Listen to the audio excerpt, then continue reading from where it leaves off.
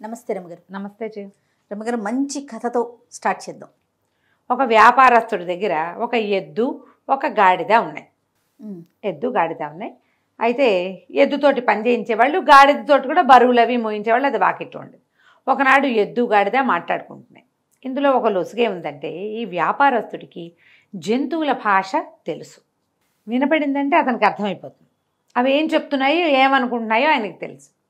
ఒకనాటి సాయంకాలము అతను వాకిట్లో పడుకుని ఉండగా ఎద్దు గాడిద మాట్లాడుకుంటున్నాయి.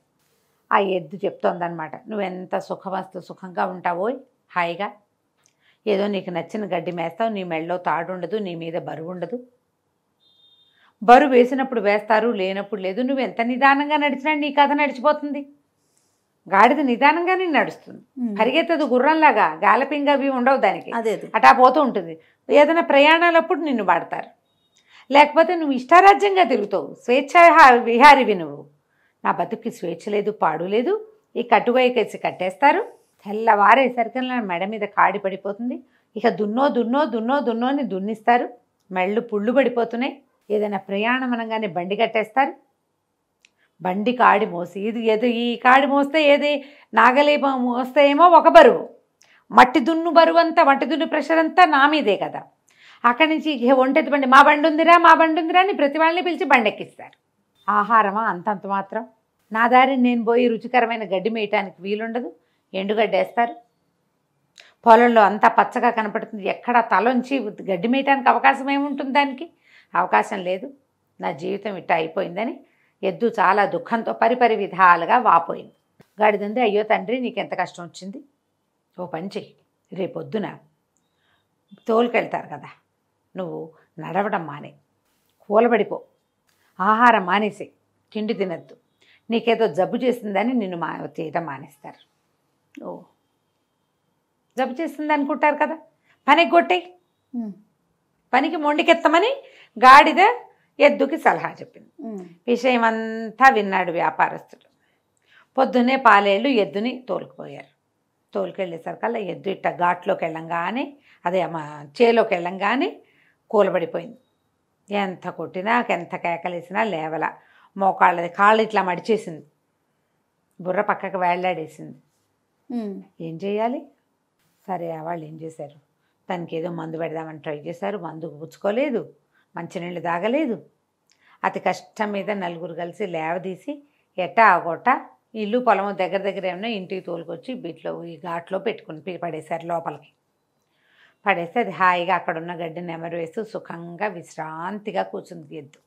ఆయన అన్నాడు, అరే ఎద్దు ముండికేసింది కదా, గాడిదని గట్టండ్రా అన్నాడు.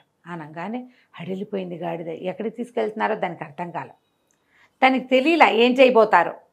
సరే, బయటికి తీసుకెళ్ళి గాడిద మెడ మీద కాడేసి దాంతో దున్నిచ్చారు. సాయంత్రం అయ్యేసరికి గాడిదకి గుట్లోకి వచ్చినాయి. దానివల్ల అవ్వలేదు. అంతేగా, ఇంత బరువేట ఎద్దు ఎంత ఎత్తు ఉంటుంది, ఎంత బలిష్టమైంది. గాడిద ఎంత ఉంటుంది, దాని బతుకు పాపం. అక్కడి నుంచి ఈయన అన్నాడు, రేపటి నుంచి ఎద్దెటాకు మూలపడింది కాబట్టి గాడితోటి దున్నిద్దాం, దాన్ని అక్కడే ఉంచేసేయండి ఎద్దుని, దీని సంగతి చూద్దామన్నాడు. గాడిదకి అర్థమైపోయింది, అమ్మో వీళ్ళు ఇదే చేయబోతారని. ఒక్కొక్కళ్ళు వచ్చి ఊరిని గాడిద భలే దున్నింది అని మెచ్చుకోవటం. అంటే రేపటి నుంచి వీళ్ళు ఇదే పని చేస్తారుగా. అంతే. అక్కడి నుంచి సాయంకాలం అవ్వగానే ఇది సూర్మి అలాగా ఏడ్చుకుంటూ వెళ్ళింది గొడ్లశాలలోకి. వెళ్ళేసరికి అక్కడ ఎద్దు విశ్రాంతిగా కాళ్ళు చాపుకుని పడుకుని గడ్డిని నెమరు వేస్తూ రెస్ట్ తీసుకుంటాం. ఎంతో బాగుంది తండ్రి, ఇవాళ నా జీవితం ఎంత హాయిగా ఉందో, రేపు కూడా ఇట్టాగే పని మానేసి రెస్ట్ తీసుకుంటాను, ఎంతో బాగుంది నాకు అనగానే గాడిద అనుకుంది, ఓరు నాయన, రేపొద్దున ఇది రెస్ట్ తీసుకుంటే రేపు మళ్ళీ నాకు పడిపోతుంది, ఇవాళ చచ్చాను, రేపు మళ్ళీ దొరికిపోతానని ఏమంది వెంటనే గబగబా ఆలోచించేసుకుంది. తన మీదకి వస్తే ప్రతివాడు ఇదే చేస్తాడు కదా. అంతేగా. ఏమందంటే, అది కాదోయ్, నువ్వు మూలపడ్డావు కదా, మన వ్యాపారం ఏమనుకుంటున్నాడో తెలుసా, ఎద్దు ఎట్టాగో అయిపోయింది కదా, దీన్ని వీడికి కసాయివాడికి అమ్మేస్తామంటున్నారు, రేపొద్దున నీ తోలొలిచి దాంతో ఆయన చెప్పులు కుట్టించుకుంటాట, మరి మేము మాంసమేమో వాళ్ళు ఎవరికో విందు చేస్తాట, నీ ఇష్టం మరి అనగానే ఎద్దుకు భయం వేసింది. అమ్మ బాబోయ్, రేపు తప్పేస్తే రెస్ట్ సంగతి, సరే ఇవాళ ఒకరోజు రెస్ట్ తీసుకున్నాం కదా అని, సరే అమ్మో రేపు నేను వెళ్ళిపోతానంది. ఆ గుమ్మం బయటే నుంచున్న వ్యాపారస్తుడు పక్కపక్క నవ్వాడు. నవ్వుకుంటూ సరిపోయింది కదా. ఆయన ఒక్క అడుగు అటు వేసేసరికల్లా వంటింటి గుమ్మంలో నిలబడి ఇట్లా నడుమి చెయ్యి వేసుకుని చూస్తోంది వాళ్ళ ఆవిడ. ఎవరున్నారు అక్కడ అని అడిగింది. ఎవరు లేరే అన్నాడు. మరి ఎవరితోటి ఈకెక్కలాడుతూ మాట్లాడుతున్నావు నువ్వు అని అడిగింది. ఊరికే నవ్వేనే అన్నాడు. ఊరికే నవ్వటం ఏంటి, ఒట్టిగా ఎవరైనా నవ్వుతారా? నువ్వు ఎవరితో మాట్లాడావో చెప్పు. ఎవరితో మాట్లాడలా, ఏదో గుర్తొచ్చి నవ్వాను అన్నాడు. ఏం గుర్తొచ్చిందో చెప్పు. తప్పులేదు. ఇక మొదలు. ఎందుకు నవ్వావు, అంత పకాలమని నవ్వు ఎందుకు వచ్చింది, ఏం గుర్తొచ్చింది, ఎవరితో సరసలాపాలాడితే అది జ్ఞాపకం వచ్చిందో చెప్పు. ఏమీ లేదంటాడు. ఆవిడ ఒప్పుకోదు. అక్కడి నుంచి ఆవిడ ఏం చేసింది, ఈయన ఏంటి ఈ జంతువుల భాష ఆయనకు తెలుస్తుంది. ఆ రహస్యం ఎవరికైనా చెప్తే ఆయన తల పగిలి చచ్చిపోతాడు. ఆయన ఆ విద్యకున్న శాపం అది. గొడ్డును ఇది గాడిద మాట్లాడుకుంటున్నాయి, దాని రోగం కుదిర్చాను అని చెప్పాడు అనుకో పెళ్ళానికి, అయినవుటు. చెప్పలేడు. ఎందుకు నవ్వావో చెప్పమంటుంది. ఏ విషయం గుర్తొచ్చిందో చెప్పడానికి ఏమీ విషయం లేదు. మసిపూసి మారేడుకాయ చేద్దామంటే ఆవిడ ఆలోచించాలా, ఆవిడ మొహంచి కళ్ళు తిప్పట్ల ఇలాగే చూస్తాను. ఏం చేయాలో తెలియలే. సరే చెప్తానన్నాడు. ఇక ఆవిడ ఏమంది, నేను ఇంట్లో నుంచి వెళ్ళిపోతా, పుట్టింటికి వెళ్ళిపోతాను, లేదా ఉరిపోసుకు చచ్చిపోతాను, నువ్వు చెప్పాలి నిజం. నువ్వు ఎందుకు నవ్వావో చెప్పు, ఎందుకు చెయ్యిపావో చెప్ప. ఇప్పుడు ఎవరికో చెయ్యిపావు, వాళ్ళు ఎవరో వెళ్ళిపోయారు, ఇంట్లో వాళ్ళని అడిగారు, ఎవరికి చెయ్యిపావంటే ఊరికే చెయ్యిపా అంటే నమ్ముతారా? ఎందుకు నవ్వావని భార్యలో భర్తలో ఎవరో ఒకరిని ఎప్పుడో ఒకప్పుడు అడిగే ఉంటారు కదా. అంతే. ఏం గుర్తొచ్చి నవ్వావు, అదే సమాధానం చెప్పాలిగా. చెప్పాలిగా. అక్కడి నుంచి ఇక ఏమనుకున్నాడు, చావడానికి రెడీ అయిపోయాడు.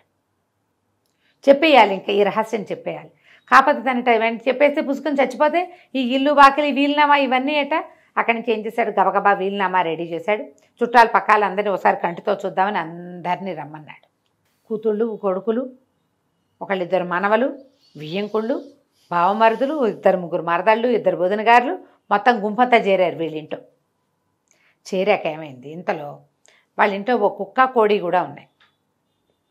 ఆ కుక్క అదే పనిగా ఆయన కేసు చూస్తూ పాపం చచ్చిపోవడానికి సిద్ధపడ్డాడు మహారాజు అనుకుంటూ దీంట్లోకి చూసింది. మన కోళ్ళ దీంట్లోకి, కోళ్ళ గూడు ఉంటుంది కదా, ఒక పెద్ద గూడులో ఒక పెద్ద పుంజు 50 పెట్టెలు ఉన్నాయట.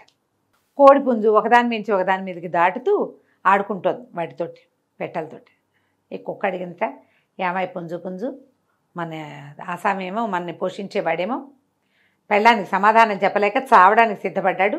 నువ్వేమిటయ్యా అంటే, చక్కగా 50 మంది పెట్టల్ని భలే మెయింటైన్ చేసినావో, ఆయన ఒక్క పెళ్ళాన్ని మెయింటైన్ చేయలేకపోతున్నాడు. ఒక భార్యకి సమాధానం చెప్పలేక చావడానికి సిద్ధపడ్డాడు. నువ్వు ఒక్కడివి, ఒక్క పుంజుంది, 50 పెట్టెలుంటే ఇన్ని పెట్టెలతోటి సరసలాపాలు భలే బాగా ఆడుతున్నావు నువ్వు, ఏమిటో నీ రహస్యం అంటే. ఏముంది రహస్యం, ఎవరి మెథడ్స్ వాళ్ళకు ఉంటాయి. ఎందు పుంజు, సరే నీ మెథడ్ నీకుందనుకో, నీ రహస్యం నా చెప్పకు. మన యజమాని ఏం చేయాలంటే, ఏముంది ఏం చేయాలంటే లోపల తీసుకెళ్ళి విరగబాదేయాలి పెళ్ళాన్ని. ఇంకోసారి ఇలాంటి ప్రశ్నలు అడిగామంటే చంపేస్తానంటే సరిపోతుంది. అది అక్కడే నిలబడి ఉన్న యజమాని మొత్తం విన్నాడు. అర్థమైంది ఆయనకి. కుక్క కోడి మాట్లాడుకుంటున్నాయి, ఈయన వినపడుతున్నాయి కదా. సరే ఆ వచ్చిన చుట్టాలందరినీ పలహారాలు చేయండి అని, ఏమే ఇలారా అని చెప్పి ఆవిడ లోపల తీసుకెళ్ళి వాళ్ళ బాకెట్లో తుంగ ఉందట, తుంగగడ్డి. అది ఇట్లా దీనిలాగా చెరువుల్లో మొలుస్తుంది. 2 పోసలు లాక్కెళ్ళి లోపల తీసుకెళ్ళి చితబాదేశాడు పెళ్ళాన్ని. నేను ఎందుకు అయినా నవ్వుతా, నువ్వు నన్ను అడగడానికి వీల్లేదు, చచ్చినా చెప్పండి. మళ్ళీ అడిగావో మళ్ళీ తగులుతాయి దెబ్బలు. శభాష్. అనగానే ఆవిడ, మరి వీళ్ళందరినీ ఎందుకు పిలిచారు, ఎందుకైనా పిలుస్తా, అది నా ఇష్టం, ఏది అడగటట్లేదా, నువ్వేం అడగడానికి వీల్లేదు, కాపురం చేస్తావా దెబ్బలు తింటావా ఏదో ఒకటి చెప్పన్నాడు. ఆవిడేమో నాకు దెబ్బలొద్దు, నేను కాపురం చేస్తా, ఇంట్లోనే ఉంటా, ఎవరికీ చెప్పను. బయటకు వచ్చి అందరికీ పలహారాలు పెట్టేసింది. ఈయన హాయిగా ప్రశాంతంగా ఉన్నాడు. కుక్క కోడి ఎద్దు గాడిదే వాటి పన్నాలు చేసుకుని ప్రశాంతంగా ఉంది. కథ కంచికి మనం ఇంటికి పరిష్కారం ఇలాగే రమ్మగారు. మరి ఏం చేస్తాం, చచ్చినా చెప్పండి, నీ దిక్కుంటాడు చెప్పుకో అనాలి అంతే. ఈ కథలో ఇలా ఉందమ్మా, ప్రతి కథలోనూ ఇలా ఉంటుందని అనుకోకండి. ఈరోజు కాదు, ఇది అరేబియన్ నైట్స్ ఎప్పుడో రాయబడి ఉన్న కథ. దీన్ని కథగా వినండి అంతే. ఆ రోజు కథ చెల్లింది. మనం పిల్లలకి ఎక్కడ దాకా చెప్పాలి, కుక్క గాడిదే ఎద్దు కథ వరకు చెప్పాలి. ఒకళ్ళ పనులలో ఇంకొకళ్ళు జోక్యం కల్పించుకోకూడదు. అంతే. బాగుంది కదా, చాలా బాగుంది రమ్మగారు. నమస్తే. నమస్తే.